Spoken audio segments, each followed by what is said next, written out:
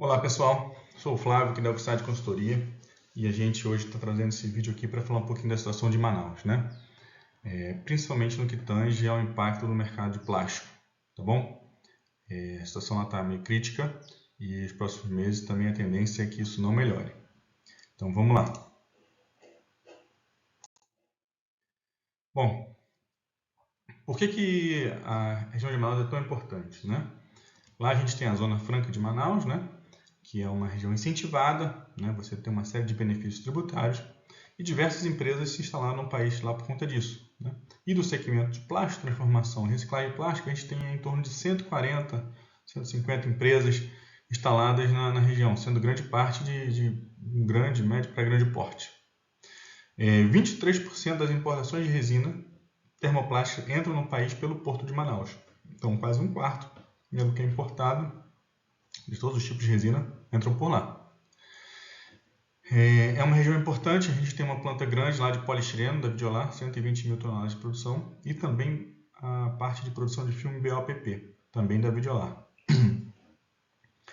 Então isso torna a região relevante, porque tem impactos não só locais como nacionais. Você vai ter uma redução de demanda, enfim, a gente vai falar um pouquinho disso mais para frente, né? E nos próximos anos a gente vai ver uma análise um pouquinho do nível do Rio Negro, que é onde está localizado o Porto de Manaus, né? Ele está na margem esquerda do Rio Negro, ele está com níveis baixíssimos, prejudicando a navegação. Então não está entrando nem produto nem saindo. Esse gráfico aqui ele traz um histórico dos últimos 5 anos do nível do Rio Negro, né? Então a gente vê aqui que existe uma sazonalidade, né? A gente está de fato num momento de escassez de chuva, principalmente de junho e julho para cá, isso acontece todo ano. A diferença é o fundo do poço aqui onde a gente chegou, né? A gente chegou em outubro aqui em níveis bem menores, perto aqui de 14 metros, do que nos outros anos que ficaram em torno de 18, 19, 20, 22. Existe uma recuperação, mas ela só começa a se recuperar de novembro para dezembro, que é onde começa a voltar a chover lá no Amazonas, né? Então a gente fez uma simulação para entender um pouquinho como é que isso vai ser para frente, né? Se a gente considerar o histórico, né, desses últimos 5 anos, o que aconteceu?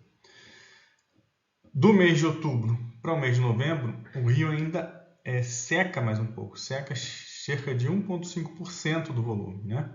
Então ainda existe uma seca. Na maior parte dos anos a gente consegue observar aqui, tirando o ano de 2019, que teve cheia, todos os anos a gente teve seca. Então a tendência é que ainda seque mais, né? E aí, de novembro para dezembro, sim, começa a encher, né? E vai enchendo até junho. Então, se a gente seguir aqui os parâmetros médios dos últimos 5 anos, a gente vai ter essa linha tracejada vermelha aqui, bolinha, né? Então, a gente vai ver que mesmo em dezembro, quando começar a encher, a gente ainda vai estar em cerca de 16 metros, bem abaixo do que parar nos outros anos, né? Então, a gente ainda vai estar numa situação crítica.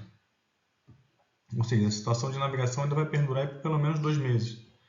E se a gente pegar o melhor cenário, né, o melhor mês, né, de novembro dos últimos anos e o melhor mês de dezembro, mesmo assim a gente ainda vai estar bem abaixo, né? Vai estar aqui perto de 17 metros, o que também indica que para os próximos 2 meses teremos sérios problemas de navegação. Pode ser que, né, venha uma chuva, mas a previsão que está dando hoje é que não tenha chuva adicional. Ok?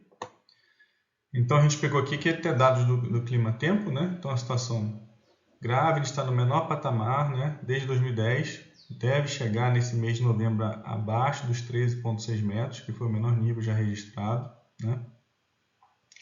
E infelizmente, né? Ao contrário do que essa foto aqui mostra, né? Nos níveis máximos, a gente está indo para o nível baixo, nível mínimo.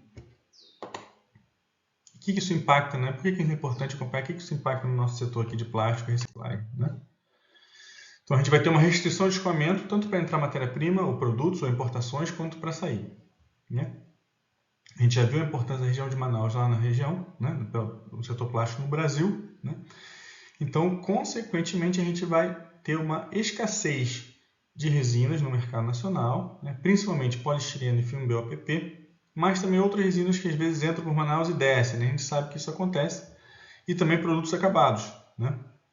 Então a gente vai ter um impacto na cadeia por pressão de preços, por falta de escassez, além dos outros impactos, né, de preço, né? Preço do petróleo em função da guerra, etc. Né? Isso é só pela questão de Manaus, né?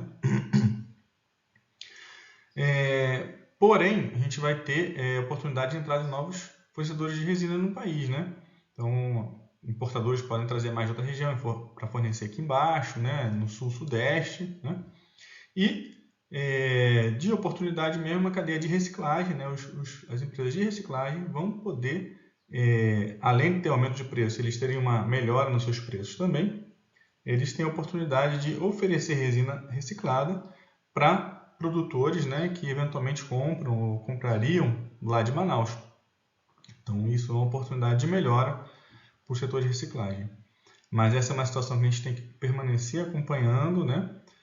Próximas semanas a gente vai trazer no nosso canal, tanto no Instagram, LinkedIn aqui também, que a gente está agora começando a fortalecer o canal do YouTube, informações de como está essa questão do nível do Rio Negro, né? Tá bom, gente? Então é isso, a gente agradece. Espero que vocês tenham gostado, esse vídeo seja útil. E qualquer informação adicional é só entrar em contato nas nossas redes sociais, nossos canais de comunicação. Tá bom? Obrigado, uma boa semana.